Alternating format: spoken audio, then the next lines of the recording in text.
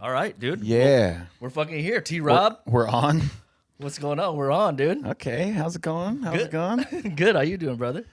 I'm good. I've never been to this place. What's Sherman Oaks? Sherman Oaks, yes. Like Sherman, I'm literally on the road where it's Sherman Oaks or Van Nuys, and I'm on the Van Nuys side. Okay. On the other side of this Burbank right here is Sherman Oaks, considered Sherman Oaks. That's where it's like legally Okay. separated. Yeah. There's a lot of car dealerships in this area, and somehow there's a bunch of like white, black, and silver cars just on the road. Like it's all SUVs and just white, black, and silver cars. Not a lot of parking in California, you know? They just got to start using the street parking. It's weird.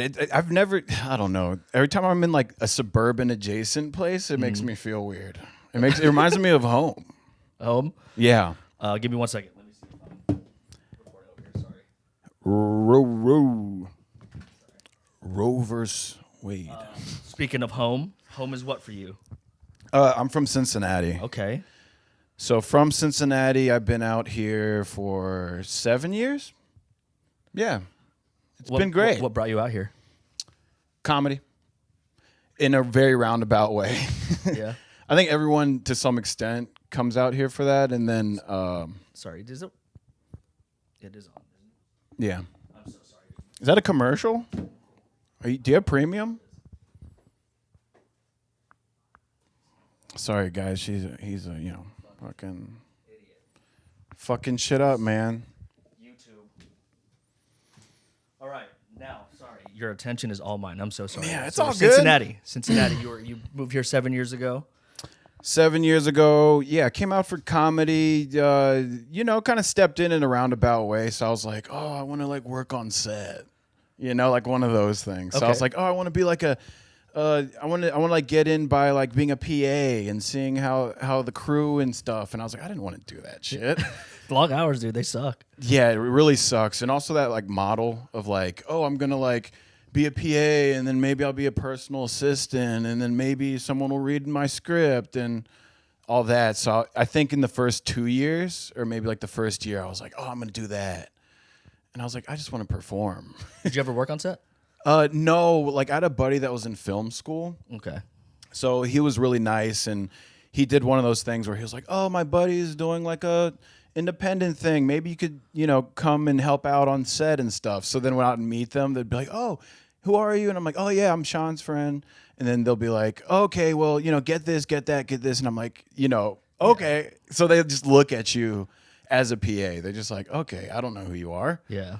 And I'm like, well, I perform too. And they're like, yeah, cool. Will you grab those chords right there and, do this? And That's a life, dude. That's the life of a PA, man. right. And then sometimes when you see the sets you're working on, you're like, oh, well, they don't know what they're doing either.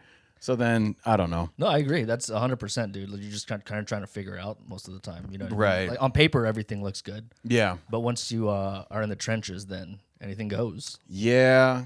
And I think just coming from where I was coming from, I think I just like was doing the roundabout way because I just didn't have, I guess, the confidence to just be like, all right, I'm doing this. Right, yeah. I felt like I was like a closet comedian where I was from, too. In Cincinnati? Yeah. I had a lot of friends that weren't like creatives. So. Uh-huh. Did you do a lot of comedy out in Cincinnati? No, like I was like I wanted to be a producer actually. I was like making beats and stuff back in the day. Like a music producer. Yeah, like I loved Pharrell and like just Timberland and all that stuff. So I was like making beats with my buddy. And I think around like maybe 21, 22, I just started shying away from it. And I was like, okay, it's just still I still can make beats and stuff, but I'm like I don't want to do this for like a living. Right. Also, the music industry sucks. So, it's like one of those things. So I did that in like videography back in the day. Okay, yeah. But then it was all like, ultimately, I just always wanted to do comedy. But I didn't like do stand-up out there. I didn't start stand-up until I came out here. Yeah. No kidding, dude. Mm-hmm. Damn. Yeah. That's wild, dude. So what do you do now for like work and stuff like that? I'm a realtor. So Okay. I've been doing that since like 2014. So I was like a realtor out there. And I was like, and I'm a realtor now. Okay. So, yeah, I mean, it's been finally going, but it takes a long time. It's like acting or stand-up. Like, you have to actually want to do it. Right, yeah. And it's like one of those things where everyone wants it. Everyone's like, oh, I'll be a realtor. Or, oh, I'll do comedy. And, it's like one of those things. Then they realize, like, oh, shit, I got to actually, like, do this shit every day and like put in the work. Yeah, and I think everyone. So yeah, I did real estate. I'm doing it now. Since you started real estate before comedy, has the comedy helped you in terms of real estate? Has that translated at all, or vice versa? I went to school for like communications. It was like a very like low hanging degree, but I'm glad I did it. It was like a whole bunch of money, but like, yeah, I mean, they teach you like interpersonal communications and debate and public speaking and stuff. So I think at the end of the day, that helps with everything, whether it's like comedy or like sales, because people, business, you have to be able to like talk to them and be like, hey, I'm a regular person, and you have to connect. And then you realize a lot of people don't connect with other people. Like they act weird. Like people act awkward and weird. And sometimes they just don't even want to. Exactly. Yeah. So I think it helped. I mean, I don't know if like comedy helped real estate or vice versa, but I think in the field of something that you have to really like have delayed gratification, besides just being actually on stage, I feel like real estate helped in the sense where it's like you're not going to have a lot of sales in the first year, 2 years, or even 3 years. And same with like comedy. It's just like, shit, this is a long haul thing. You know what I mean? Right. Yeah. 100%. It takes time, Yeah. How long you been doing it overall? Comedy? Yeah. I started stand-up in 2018. So I started in 2018. And then from that time to like now, I was like going hard for like 4 months, then I'll take a break. And then I was like going hard for 2 months and then a hiatus, and the pandemic happened. So I was like going in and out, but it was kind of crazy because I was like, you don't know what to expect from it. So you don't know how many times you should go up and stuff like that when you start comedy. So I was like still figuring that shit out. Yeah. Yeah. How long did it take you to kind of build your own process with the whole thing? Man, I'm still working on it, but like it kind of clicked maybe like mid last year. Like, so it was like July of last year. Like I was still going up and stuff, but there were times where I'd go up like twice in a week and be like, oh, okay, I'm good. And it's like, oh no, that's not it. Like you can't be doing that. Right. Yeah. You're working out a bit. You go on like a Monday, and then there's 3 days that pass, and then you go like another day, and you're still working out like one bit. It like that process takes such a long time. But if you go multiple times in like a day or like in a week, then you're like, oh shit, like, okay, now I'm actually seeing results. Or if you're going in front of different people, so I was like, oh, okay, yeah. But it didn't click for a long time because I was like, oh, I would go like once and go, oh, that was a good set.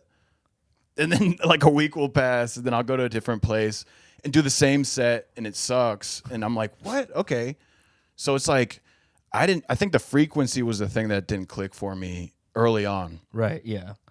And then just dealing with work stuff. So like getting caught up in work, because I'm like in 2 industries where you have to do it like wholeheartedly. Yeah. Like by yourself. Like there's no pushing you. Yeah, I had like this mindset coming from where I'm from Ohio, and like Midwestern mindsets like, oh, you got to like do your job. Like you got to take care of your like financial situation first, or like take care of your shit first. And, sometimes people hit the ground running, and I wish I had that, but I had to like shake off the make sure everything's straight before I get into why I'm here. You know what I mean? Mm-hmm. So, yeah, I was like battling that for a long time.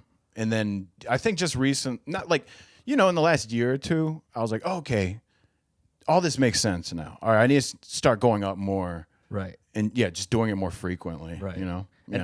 So let's say the process of you trying to just like get a joke to where it needs to be, from creation to get it where you want it to be. How long does that usually kind of that process take you? And not only that, how many times a week are you trying that joke out? You know what I mean?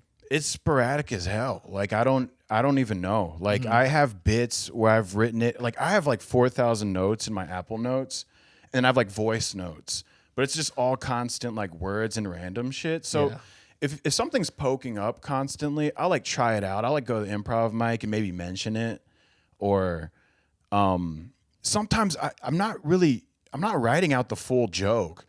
Sometimes, like when I'm trying out new material, it's literally just talking about it. There's no punchline, and there's like no misdirects, and there's none of that.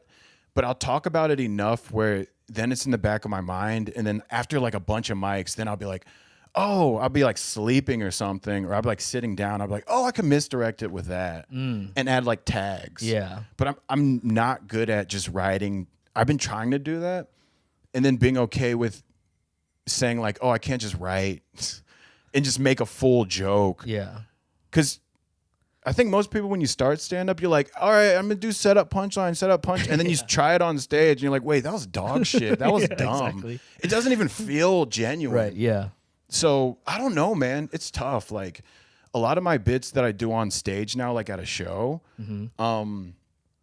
it's like things that work, of course, and then you just take all the ones that work, and then I'll start, like, adding punches and, like, tags to it before the show, like the week before.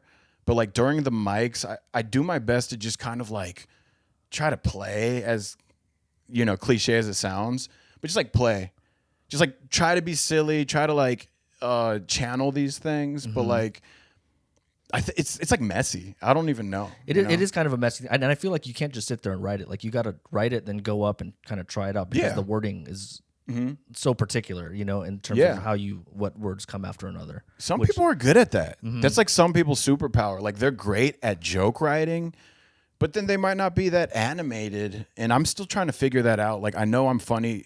It sucks because a lot of my friends are like, you're funny when you're trying not to be. And I'm like, well, fuck, man. I'm on stage trying to be funny. So how the hell am I gonna not be funny? Then you're like thinking to yourself, like, okay, how can I not be funny on stage? But you know what I'm saying? I'm like, it's a weird compliment because they're like, you're funny, but when you're trying, you're not. Yeah. And I'm like, well, fuck you. Yeah. The hell? Am I allowed to? Is this a cussing friendly? You can cuss, yeah. It's we not can like say I'm getting whatever. paid for this shit yet. Okay, good. I wasn't sure. I didn't know if you're like whatever. But yeah, I don't know. So it's weird. Like I'm just throwing things. But I'll have like bits I'm always trying to try and it never works. Like hitting your kids never works. But it's about me. You know what I mean? Oh, really? And that doesn't work? Oh, shit. No, maybe it's the way I'm saying it, but like people get really weird, especially in Los Angeles, about like hitting kids. But I'm like, I'm talking about you didn't get hit. Right. I'm not saying hit your kid. And then you talk about like disciplining your dogs and shit. People get really fucking weird. Out here? Hell yeah. Are you kidding me? No shit. Have you done comedy anywhere else other than LA? No, not really. I mean, I've gone back home and tried some mics, but I just feel like the reception from like non-Los Angeles, people are just able to like talk. Like you could say some borderline like racist stuff that's not racist. I think LA is a very buzzwordy type of city. So you hear gay and then people are like, oh, okay, time to be on the defensive. Yeah. Or they'll like clam up. Or if they laugh, they're like, oh shit. People are like, I've been to shows because I like watching shows too. And when people say shit, I already see the audience being like, huh, and then like looking at other people. And I'm like, what you're thinking about everyone else. Like that kind of sucks. It's annoying. That really sucks. So I think sometimes the comedy here does garner towards like the super liberal. And it's not like I'm like saying, you know, conservative shit and being like, well, trans people. Yeah. But it's also like it's a weird line because I know some people that try to lean into it and it's just not funny. Yeah. You know, so it's just like, I don't know. It's a weird thing. It's like a very fine line of what you can do. Right. Yeah, very fine line. So obviously you talk about it a lot, but you're kind of like racially ambiguous. You know what I mean? You talk about having Chinese blood, but looking like a Latino. Right. Do you have any bits about that? Yeah, that's like most of my show shit. Okay. And the majority of the audience, what are they usually? Are they Hispanic? It's pretty diverse. Sometimes you get an all-white crowd. Yeah. But it's funny because usually when it's like a white crowd, they're like, yeah, you do look Mexican. You know, like they're on board.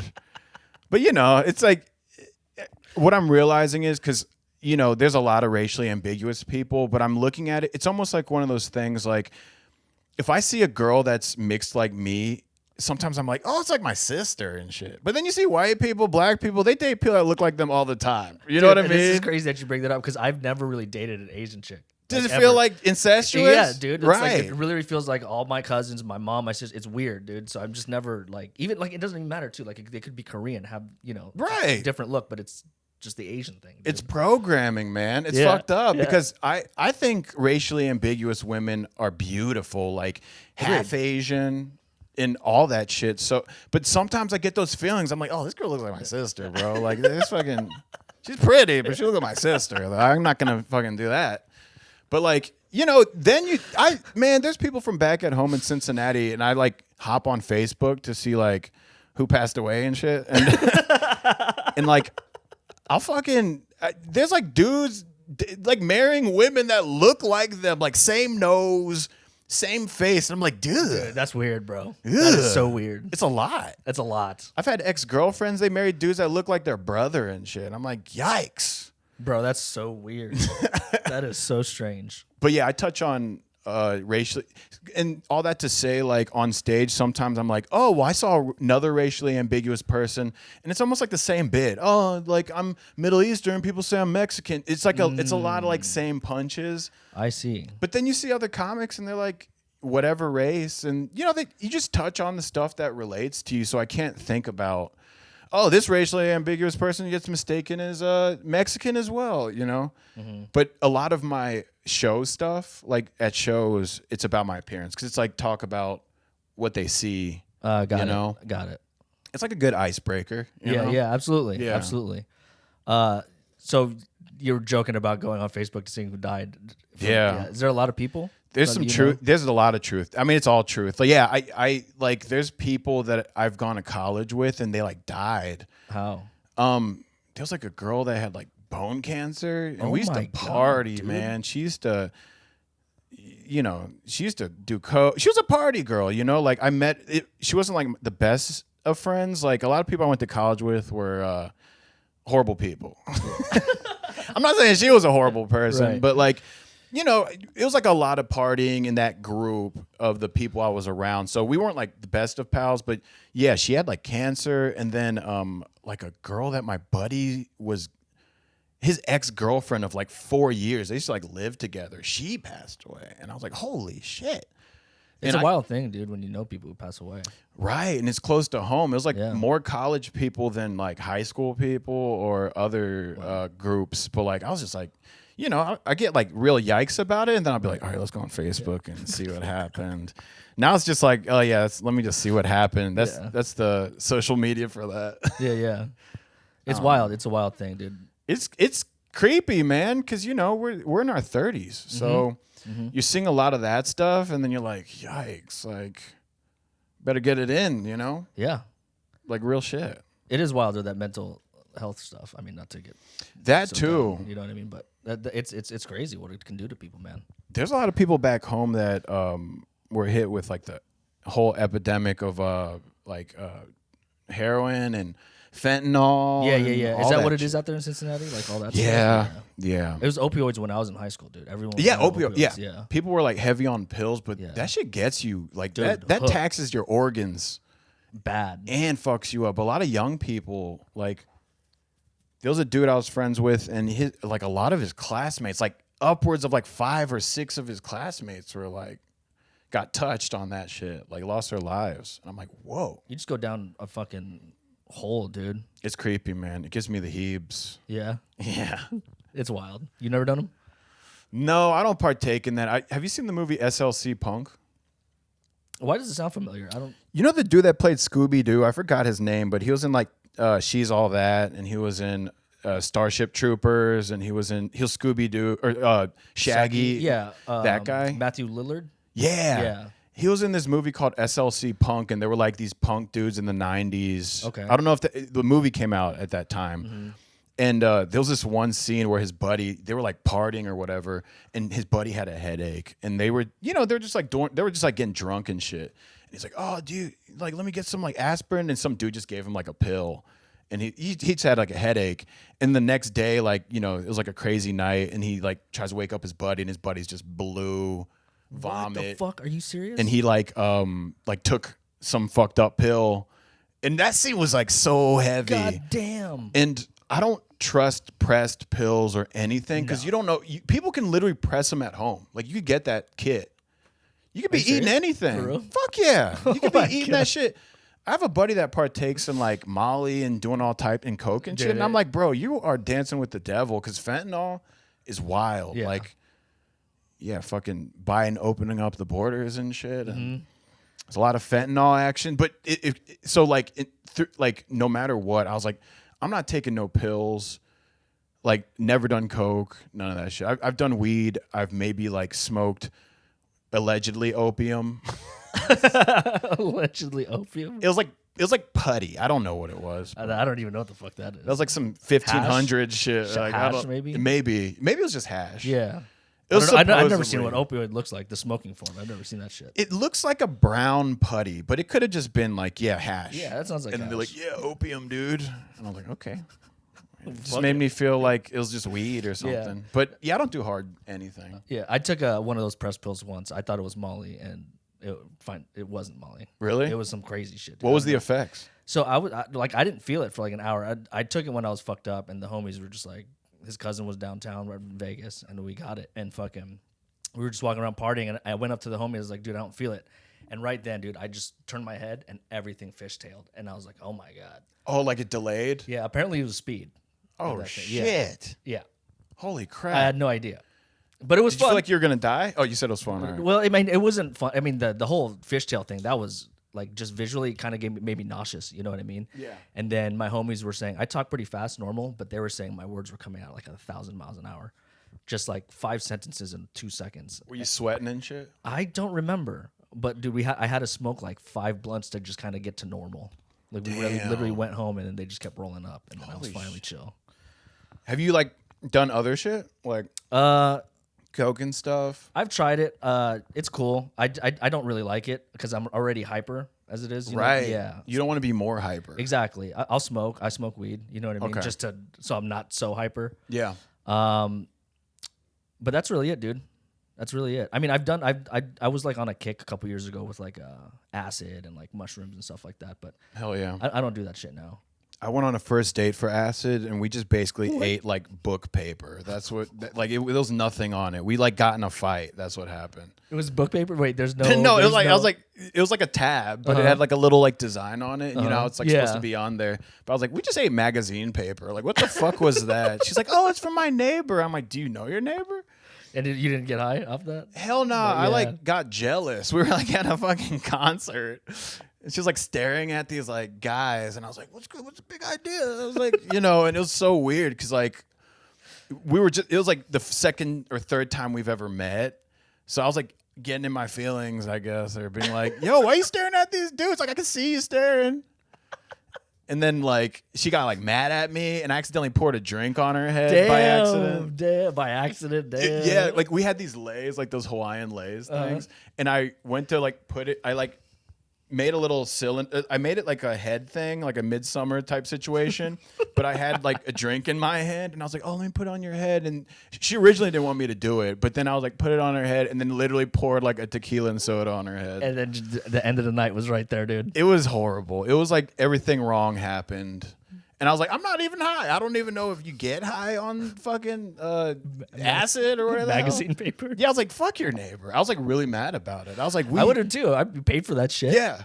It was like, and then we were both a little nervous because we, you know, so we're like sitting down in the grass, and then she like gives it to me, and we're like, you ready? And I'm like, yeah. And then we're like, no matter what happens. And like fast forward to 3 hours later, like nothing happened, but we're just like arguing. And I was like, okay, this sucks. What the hell happened? It was so bad. I was so mad. And then like after 45 minutes after taking it, we're like listening to the dude play the music. So it was like a DJ. It was like, it wasn't EDM, it was like funk-y music. Okay. So it's like, you know, grooving. We're like grooving, and then we're both like looking at our watches and shit. And we're like, what 3 the hours. hell? This concert sucks. It was horrible. That sucks, dude. Those are the worst stories, man. I mean, it's never happened to me where I got fucked up on like drugs or someone gave me where I bought drugs that it was fake. You know what I mean? That's never happened to me. That's fucking hilarious, man. Did you see there's a video online where some dude bought hella weed and they came in like those cookie packets and they were just beans. Have you ever seen that? Wait, Yeah, hold on, say it again. He bought like, I don't know, maybe like a half ounce of weed, and they're all eighths.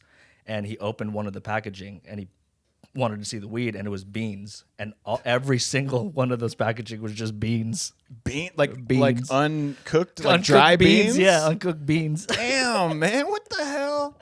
See, that's why I don't trust anyone, because Right? that's like any drug dealer or friend. Like, also, yeah, when people are like, "I have coke," I'm like, dude, you could get coke from anyone, get fucked up one time. Exactly, dude. Ruin your, take your life. They have those kits now, though, where you can test them for fentanyl, apparently. Right. You can get them on Amazon. It's like, are you really trying to, do all that? You know, are you really trying to go to on Amazon and have, a centrifuge and, testing this shit out? Then you're like, okay, some nerdy-ass weird shit Right? here. Right? Yeah, no, it's too dangerous. All that shit is too dangerous for me, dude. I'm not with it. No, even weed for me now, but I used to be huge. I used to smoke hella weed back in the day. Now it just doesn't do it for me. I get weird. Yeah? Yeah, because I'm not hyper in real life. I'm just I guess so, but I'm fine sober. Yeah. I could have a good time sober. Right. When I smoke weed, then I'm like, you're a freak, you're a loser. What the hell are you doing? Yeah, man. And then I'm like, I don't want to feel like that in my living room. This doesn't feel good. And then some people feel like that opposite, you know? Yeah. It's like sometimes I'll get anxiety and I feel like I have to just because everything that's going on. Damn. What do you smoke? You do joints and shit? Yeah, just spliffs. I'll do spliffs. A little tobacco and Hell yeah. weed. How's the stand-up journey for you right now? Where you at? 2 months in right now. And right now I'm just only 2 months. Yeah, dude. And right now I'm just really getting comfortable now with going to open mics and bombing. Right? I was getting in my head for the past couple months, and I honestly just started doing just improv mics because I just wanted to get comfortable with the silence, with getting rid of and ums, you know what I mean, being more articulate. And it was okay. I think it helped me a lot, but the thing is that I just got too comfortable, right? And I needed something different. So now I'm starting to go to different clubs, trying different things. I'm still not where I want to be with the open mics, the frequency of it. I'm still going to the improvs. You going to how many about a week? About a week. I'll probably do, let's see. Probably 4 or something? A week, probably, I'll do maybe a little over 10 to 15. Holy 10 fuck. to 15, yeah. That's really good. Yeah. I'm doing 2 today. Tomorrow, I'm probably going to do 1 tomorrow just because it's an editing day for me. Just because of these podcasts and stuff like that. Damn. Fucking A, yeah, man. dude. Yeah. I when I first started, I was not doing that. Like I said, I was doing 2 and being all right, that seems good. Mm-hmm. So you're doing it right. Do you feel 15 is you're able to gauge this shit? I can gauge. What do you mean, gauge? If you're doing 15, that means you're probably doing multiples in a day and stuff like that. So on your downtime, are you are you reviewing it, or are you just kind of going just by feels right now? I review it because reps. Yeah. So I review it because you see me record everything. So my bits will literally come from those improvs, and then just obviously conversations I have with other people. But oh damn. In terms of just breaking it down like that, right now I'm just trying to see what it is that's making people laugh. But yeah, interesting. Dude, I don't know. At least for improv, at least I'll try to get 5 to 6 a week, and then for the open mics right now, I'm trying to get around 5 to 6. Nice. So half and half. Yeah. Before good, when dude. it was just improv, I would just do 2 a day every day.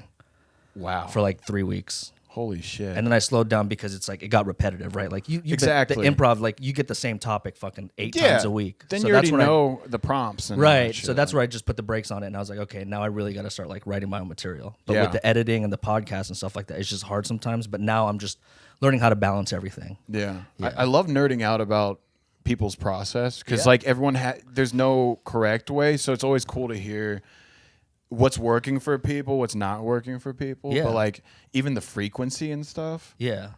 I know CJ was yeah, I'm going 30 a week or Dude, something. I was wild, holy shit. Yeah, dude, it's wild. I appreciate that, dude. You know what I That's mean? awesome. People like him just are rare. You know what I mean? Just the love just of it. beating it up. Yeah, man. Because I'm averaging probably around 7 a week, give or take. Sometimes more, sometimes less. But I do have that feeling. I'm always when I'm not on stage, it sounds so cliche, but I don't feel like a normal person. Right. I'll be out with a friend or with my girl, and I'm not present because I feel guilty. I'm well, fuck. There's people out here, doing this thing. And I'm over here just chilling, but I'm still also trying to balance my life, which there's no such thing. Right, yeah. You can only do your best, you know what I mean, with the balance. I notice if I'm going so frequently, I don't have shit to write about. Exactly. You know what I mean? Or it's just a rush thing, you know what I mean? You hit one mic, then you got to hit another. I forget who was telling me their process. I think it was Ganem, but he was saying that Drew Carey's thing was that he would write 10 jokes a night. or Yeah, a day. I've tried to do shit. Yeah. I've tried to do like a 20 jokes in 1 hour situation. It's just mainly dog shit. Yeah. It's just not. But you know, it's a muscle. So it's like if you do it enough times, it'll start working out. Yeah. But like, I'm still trying to find that. Yeah. So, but same thing with you. I'm obsessed with everyone's process, and right now being so green and my mind being so malleable to the process, it's like I get to hear from everybody. You know what I mean? Dude, So it's I'm a taking treat. shit. It is, dude. Like doing this was like the best thing for me. Like, cause like now I'm like a student of it. Dude, you're doing it so right because I'll tell you what, like, because I had like a paranoid mentality, I had to like get over my own personal obstacles to even like be comfortable with doing stuff like that. Cause like, not anymore, but like when I first started, I'm like, no one would go on my podcast. Everyone doesn't like me. Everyone's like mean and like, you know, they're leaving me out of this shit. And then I realized I'm like, oh, wait, I'm a jerk. Like, because generally it's like a reflection of you when you feel things like that. And I was like, you know, it's nice because you're like asking people to go on your podcast and they're doing it. Generally speaking, because you watch like TV shows and you get like these ideas of comedy and you're like, oh, it's just like this smoky bar and everyone's like this roughneck comedian that's all miserable. Yeah. Granted, there are that type of shit, but generally speaking, like if you're like going in there and trying, people are generally nice. Yeah, 100%. And supportive to the best of their ability. And it's cool, you know? Absolutely. It's a great community. Yeah, I think I ruined my first couple of years or first year just thinking like, oh God. Like, you know, having your idea of what it is and it's not the actual thing. So what you're doing is great. Like, you're like reaching out to people. You're like being a student of it. You're like going out doing that shit. Because there's no like university, there's no like lessons to be learned other than they just say go and do it, which I agree. But the process of like it's just talking to CJ, and I was talking to him over the weekend again. It's just having that conversation with him when he was saying he bombed and how he is like looking to bomb. That really changed my mindset, and now I want to bomb when I go to these open mics. You know what I mean? Because it's like, okay, well at least I know what's trash. Or not trash, but just like something I can just put away for now that's not working. Exactly. You don't want to be the guy working out the good bits every time. Right. Yeah, 100%. I mean, you can be. And again, there's no rules, so you can be that person, but you're prolonging having better bits and like making shit. Yeah. Yeah, I went to a mic last week and same situation. Like, generally, I've been having pretty decent mics. Like, if they're just like lukewarm or just okay or good, and like, bomb my ass off. It was horrible. It was so brutal. Like, I was talking about like rooting for like teams and sport. I noticed for myself like topical stuff. Like, I'm starting to learn like each comic has things they're not good at. Right. And you can like work at it if you want. Right. 100%. Yeah. Or lean into what you're better at. Because like you shouldn't like change the way you are just to I mean, I don't know. Again, there's no right way to do it. Right. But you know, it was like one of those mics where like everyone's dead silent. That's worse than people just going "Tuh," or going ugh. I would rather get a groan. What know what I mean? What goes on in your mind? How do you get yourself out of that and just to focus on the material rather than just the exterior and what's happening? Okay. Most of my bits are like bullet points, and I will have phrases that I'll do, but I won't do like completely rehearsed. So then I'm loose enough to like find it. Because sometimes like even in the improv mics, you're like talking and you'll say something hella ordinary, and then people like snicker, and you're like, oh, that wasn't even funny. Right. And then your big thing that you thought was going to be funny wasn't funny. Right. So that's great. Yeah. So when I'm like in the silence, I'll just like look and I'll sit in it for a second and just be present. So sometimes I'll just be like, okay, well, that wasn't good. Or, you know, I won't apologize, but I'll just be like, okay, well, that sucked. And just move on. Because it's like, because you know me, I'm apologizing. I'm sorry, guys. I'm sorry, guys. I'm not funny. No, and then I'm like, oh God, don't apologize. You don't need to be apologizing. Because then people are like, why are you apologizing? You don't need to apologize. Like, but yeah, like it's good. Like it's good. It doesn't feel good, but it is better than you having a glorious mic every time, because that just means you're going safe. Yeah. Unless you're just like a murderous killer comic, but you know, that's like few and far between. Like every big comic bombs. Right. It's just like being brave enough. I don't even want to say brave. That sounds super stupid. But it's just so crazy though how we never fucking think of it. It's humility. I mean? Like yeah. but we just never like really think about bombing. You know what I mean? Or me coming into it, I'm just like, oh, everyone's fucking great. Everyone's good.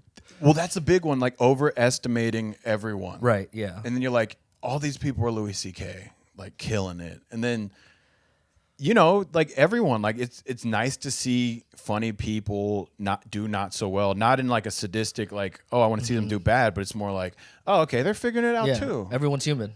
You understand that part, then it's not so bad. But I used to fear the bomb too. Like when I was inching towards first starting, you think the bomb is like The worst the thing scariest shit Yeah, ever. The worst thing ever. Pearl Harbor, you know? Yeah, dude. Yeah, straight up Pearl Harbor, man. Or where the fuck? What's the thing when you like stab yourself? Seppuku or something like that, yeah. Feels like that sometimes Yeah. too. You're just murdering Dude, yourself. it sucks, man. It sucks. Fucking it up. It sucks so bad. But yeah, I don't know. I think it's like you'll never like fully love it, but you could get used to it. Like I'll bomb and I'll go home and be like, I ate a bag of dicks like that. But I'm not like dreaming about it. I'm not like thinking about it. Yeah. It's best when you're just like talking about it. You're just like, Yeah, oh, absolutely, damn, yeah. I ate shit. Yeah, And yeah. then I'm like, okay, it's out. Oh, okay, there we go. What's the end goal for you with this? What do you want to do with it? I want to do like everything. Because I see on your Instagram you even do skits. Yeah, like that, when it's funny because when I first moved to LA, I kind of leaned into improv stuff, and like it was the whole Key and Peele Chappelle show. Yeah. But the problem with that, man, fuck Key and Peele. Not for real, not actually. Don't fuck Key and Peele. But like, like my roommate at the time, we were starting to do little skits, and I was like, okay, like we live together. He's an actor. Let's like do these funny things. And I would have all their writers' room. The Key and Peele writers' room is ridiculous because they've thought of everything and elevated it. So it's just like, what about like I sneeze and someone says bless you, and then after the third time, like they get pissed, and then my roommate would be like, have you seen Key and Peele? And I'm like, fuck you. Like every time I had an idea, he's like, did you see Key and Peele? And I'm like, well, fuck this. So it's really hard now because it's like between College Humor and Key and Peele and all those things, it's been touched on. Yeah. But then also, no one watches skits anymore. SNL is like barely hanging on right now. Like, Agreed. so yeah, man, it's just different. So I like doing character acting. I want to like write for shows. I want to get in like voiceover. I just want to be able to touch a bunch of avenues. You know what I mean? Like you see like Eric Andre or just random comedians, and they're like, oh, I'm writing on this show. Okay, I'm going to be in this movie. Not a huge part, but a part. Yeah. And I'm going from New York to LA to do stand up, and you know, just kind of having like some freedom to do that and like be creatively like doing projects. That ultimately, I'm happy with that. I'm a comedian. Boom. That's what I am doing. I act and stuff, do little projects, like just do all that type of shit, you know? Yeah. Make a toy collab, you know? A toy collab. Yeah, like make a toy or some shit. No like shit. just like random stuff. That's like, fun, dude. I'm like really crafty with like, you know, my girl does ceramics, so I've like dabbled in ceramics. So I just want to be able to just like creatively just make a bunch of stuff and just like have an exciting creative world that I'm in, with all of that being comedian and then everything else being whatever that is, you know? So yeah. You write anything at all right now? Like stand up or like pilots? Pilots or yeah, I movies, mean, anything I've like been that? sitting on a bunch of stuff. Like, I've had one that I've been sitting on for a while, but yeah, it's just been there. Sometimes I like touch it, but it's just been. I haven't written like pilot stuff in a long time. Yeah. Okay. Yeah, but I have like a couple like Atlanta-esque. Like I like the Master of None. That's a good show. Atlanta. Yeah, that's great like that shows. type of stuff. Like it's very like grounded, but then also kind of wonky. Like Atlanta started getting crazy in the later seasons, but I like that type of stuff. I'm not like a sitcom person. Okay. I just noticed like my comedy in general is not necessarily like social commentary or like topical. And every time I try, I just crash and burn. Yeah, dude. I On feel it. stage. Like I I'll be feel like, it. oh, the submarine. And then people are just like, what are you fucking talking about? Sometimes people are just better at that, you know? I'm better at just being silly. And so I think some of my writing's like that too. Just like silly, dumb stuff. Like, you Okay. know? Yeah. I wrote this, what's it called? Like a pilot for, because I was trying to get Man, into I'm the hot as writing. it's hot as hell hot? in here. For real? Is your shit on? It is. It's supposed to be on. Okay. My bad. God damn, my bad. I get hot though. That's me. All good. My bad. Go ahead. But yeah, no, I just wrote this fucking silly fucking South Park thing. You watch South Park? Yeah, oh yeah. Yeah. I haven't in a while, but they're on like 12, like 27, 28 or some shit. Dude. It's wild. They've been around since we're like 10. Yeah, seriously. Holy I remember shit. watching like the first season. My mom would not let me. She'd Or get like pissed 8. off. Holy crap. Yeah, that's wild. Super crazy. But what about it? No, I don't know. I don't know where I was going with that. Oh. Well, fucking, we're at 40 minutes, dude. Damn, This already? race- Holy shit. bro. We haven't even touched anything, bro. We just, We just getting started. damn, yeah, man. It's funny because I had like a podcast, a quarantine podcast, and we'd be doing like 3-hour things, and I would try to edit it. I would try Oh to, my God. I try to like edit the oohs and ums out like a psychopath, Yeah. and completely burnt myself out by like the 10th episode. Yeah, dude. That's why like some of these episodes have been going over 40. Originally I wanted them to just stay at 30, but the conversation's Ah, been so good. damn. Yeah, I know. For like 40 feels like just about right, and Well, I especially hope- but the editing too. You know. Do you edit? Yeah, I edit everything. Do the graphics. Do everything. They look great, by the way. Thank you, bro. Good I job. appreciate it. Thank you. They're fun. Thank you. I appreciate it. I hope there's something you could. Oh, we take got a from lot of this. stuff. We got a sure? lot of stuff. I Oh don't know. yeah. Oh yeah.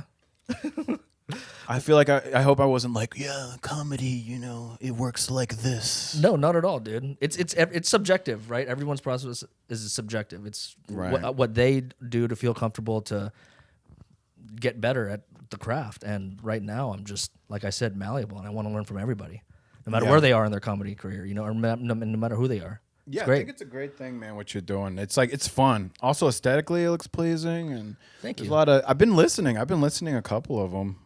Because we were talking about this before about like how you listen to comedy podcasts, and I guess sometimes or a lot of times they're just like, yeah, groceries, and they're just like talking shit, and you're like, I don't know.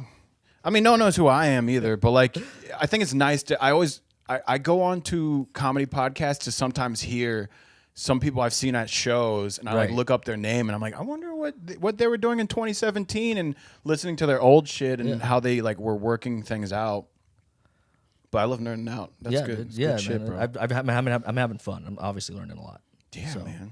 Damn.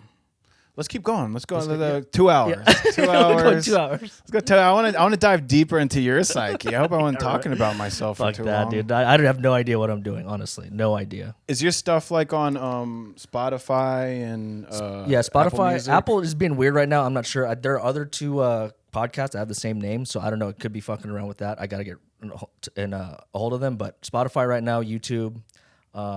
Again, Nice. yeah, trying to keep it low so I can put it on Rumble because YouTube obviously censors some of the shit. Yeah. Bro, I'm so sorry, but like, how did you get all the logistics? Like, did you do mass research on like how to like, To start this up, yeah.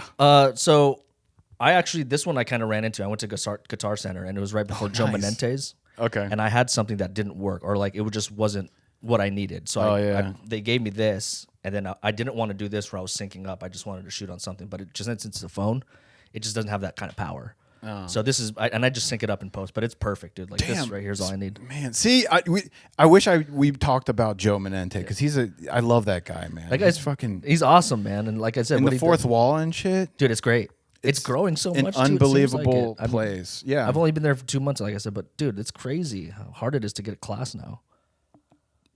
Also, why do you call it classes? I noticed. I you don't- said yeah, that- I don't know why I I do noticed call- you yeah, I said don't- that in the last one. I was like, class? What the fuck? I don't know why I call it a class. Mike, it's not it's a Mike, class. it's not a class. It's a class for you, Because I'm a student Yeah. of life. student. But no, they're not classes. They're mics. They're mics. Sorry, man. No, you're fine. You're fine. You're fine. You're fine. But yeah, everything I just research YouTube and shit like that. It took the reason why I ask is it took me forever to figure that shit out, and I got the most bootleg gear, and like even the interface shit on where they like it was a nightmare. I was Yeah. like, I need to get someone. So you're very intelligent. Not even. I just a lot of research, and I have experience with just like other equipment for like cameras and stuff like that. So Okay. yeah. Hell yeah, man. But my brother, I really do appreciate you coming here today. Thanks, man. Let's tell I got 6 followers now, 6 listeners on average. This shit. Let's Okay. give them where they can find you. Yeah, my thing is my handle's TR88 Films because I was trying to be a videographer at one point, and I never changed it. Very AIM, yes, but yeah, it's TR88 Films, TRH8 Films, and I'm on Instagram, and I don't really post on there, but there's gonna be more shit. There's gonna be clips. Could be this maybe at some point. Yeah, I'll post this shit. This is fun. I love podcasts. Hell yeah, dude. Yeah, man. All right, T-Rob. Yeah, man. We're out of here. Thank you everybody for listening and watching. See you Rock later. on. Bye.